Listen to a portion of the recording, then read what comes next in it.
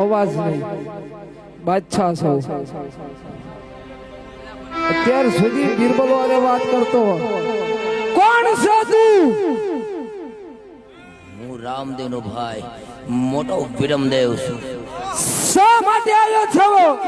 મારા ભક્ત અર્જુને છોડાવાય. અરે તારો ભક્ત હરજી આ રહ્યો મારા પગની પાણી નીચે. તારામાં તાકાત હોય તો ઉગાડી લે. બાદશાહ, મારા ભાઈની રજા નથી. મારો ભાઈ જાત્રાએ ગયો છે ને, એટલે મારે અત્યારે યુદ્ધે ચડવું નથી, નહીતર તને અને તારા બિરબલને તો દમરોળી નાખું. અરે ધમરોળા હશે બીજાને, લડત થઈ હશે બીજા સાથે. વિરમદેવ, આ કઈ ગેડી દડાની રમત્યું નથી. જોધો છે જોધો.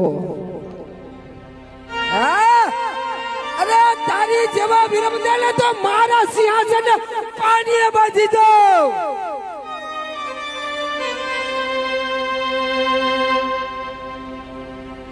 તારા ભાઈ રામની રજા ન હોય તો શા માટે આવો છો?